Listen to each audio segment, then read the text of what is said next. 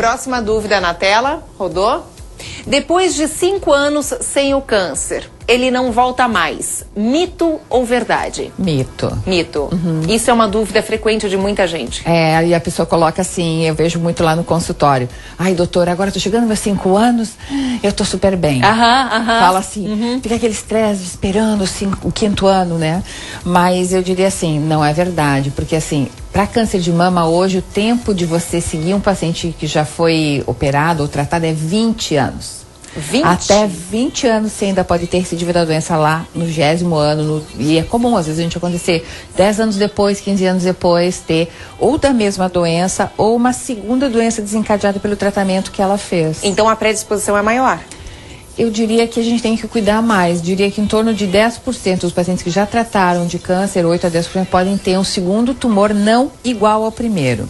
E uma pessoa que tem câncer já teve câncer de mama, por exemplo, pode ter o risco de ter a doença ainda em torno, daí depende do risco que ela já tinha no início. Tem paciente que tem um risco de 6%, 2%, 5%, mas existe. Daí a pessoa pergunta assim, mas por quê?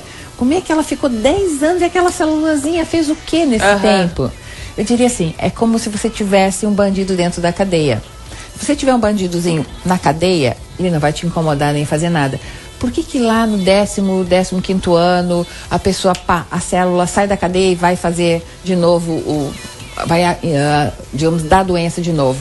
Eu diria que tem a ver muito com a imunidade da pessoa. Deve ter baixado a imunidade por algum motivo, e aquela célulazinha que estava convivendo harmoniosamente entre o hospedeiro, né, e o hóspede, vivendo harmoniosamente, de repente aquela quebra aquela homeostase, aquele equilíbrio, e aí a célula tumoral acaba. E quando a gente fala em imunidade, que fique claro aí para todo mundo, tem muito a ver com alimentação e estresse, né, doutora? Se a pessoa está equilibrada na vida em termos de alimentação e estresse, normalmente a imunidade dela... Atividade física. Atividade física também, verdade. Normalmente a imunidade está ok, né? Vamos lá, próxima dúvida. Quando o câncer aparece novamente, a doença já não tem mais cura? Mito ou verdade?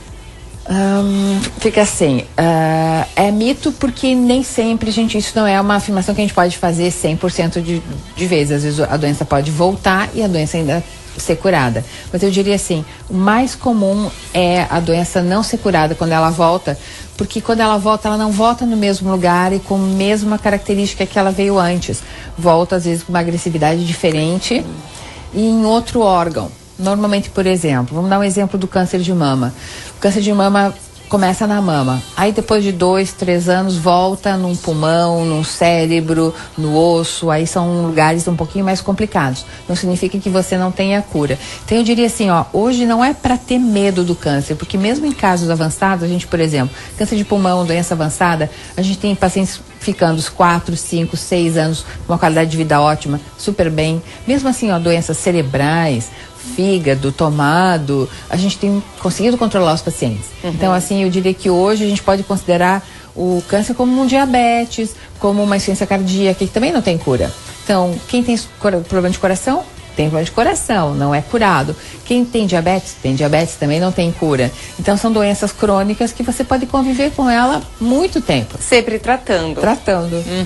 Próxima dúvida na tela. A pílula anticoncepcional provoca câncer? É uma dúvida frequente das mulheres.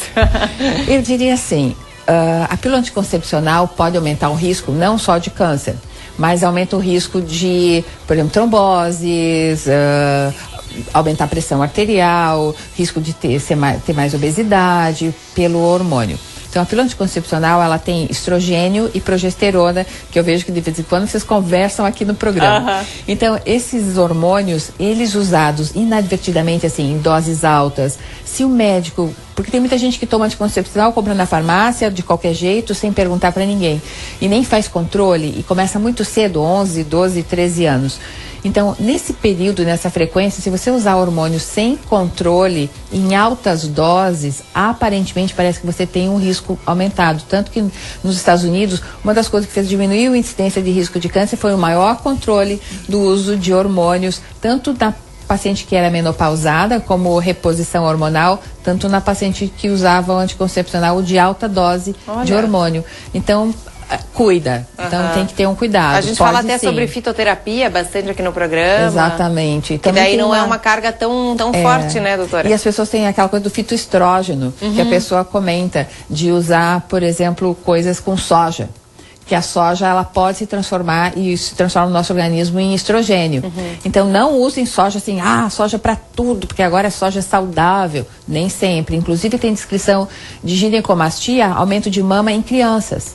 Meninos, adolescentes que tomam muita soja, porque a soja que a gente tem tomado, essa de suco, é uma soja in natura, ela não é fermentada, então ela tem dificuldade de absorção no nosso organismo, então a gente tem que cuidar um pouquinho. Soja saudável, uma certa quantidade, não com uma coisa tão frequente como as pessoas estão usando. Então uso assim, suco de soja diariamente, 2 litros por dia, 3 litros por dia. Não, 2 calma, copinhos, não exagera, não é tão assim inócuo, né? Certo, ótimo a gente salientar sobre isso. Mais uma dúvida na tela. Alguns tipos de alimentos previnem o câncer. Bom, a gente citou agora, inclusive estávamos falando sobre isso, mas enfim, outros alimentos, verdade, mito, enfim, quais? Verdade, então assim, por exemplo, comer só alimento desse pronto, o nosso fast food rápido, a gente sabe que tem muitos conservantes, né? Todas essas etetizantes, DDTs e substâncias que podem ser tóxicas. Uma coisa que a gente fala é a nitrosamina, que é uma substância já comprovada cancerígena, que tem nos defumados. Então, assim, toda carne defumada, ela fica muito tempo, 1 mês, 2 meses, você mantém ela tem substâncias lá para manter aquela carne lá.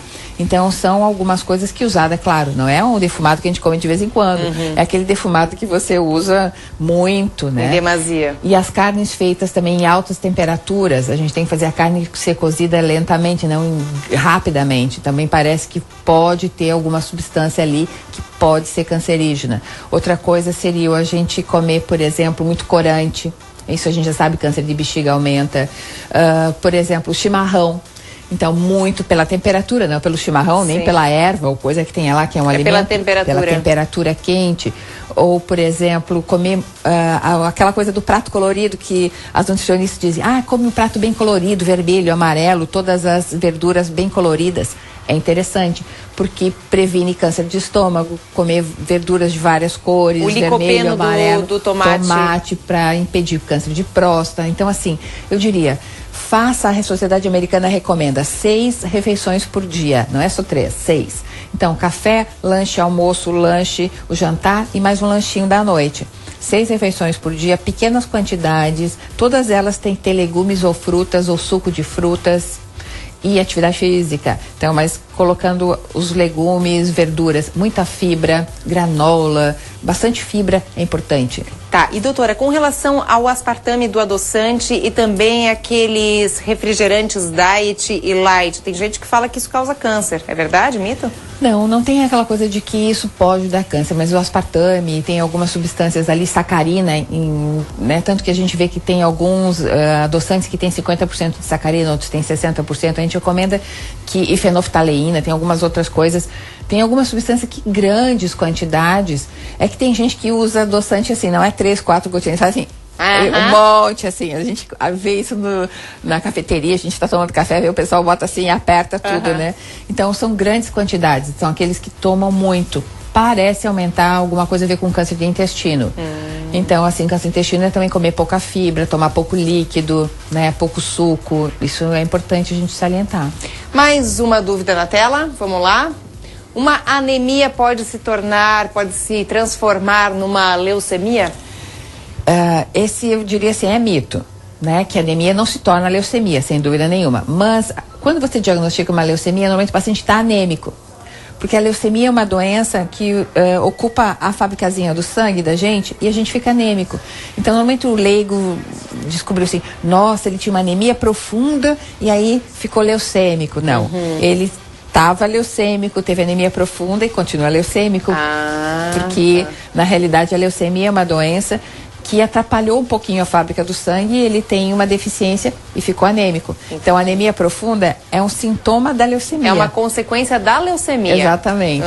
Então, não é quem tem anemia crônica que vai ter leucemia, é ao contrário. Doutora, muitas dúvidas ainda pra gente fazer. Numa próxima oportunidade, com certeza a gente vai te chamar novamente aqui no programa. A gente não tem tempo suficiente, a gente gostaria de falar muito mais. Muito obrigada. Parabéns também. Aí, excelentes esclarecimentos, super didática. Obrigada, tá, doutora? Obrigada. Obrigada mesmo.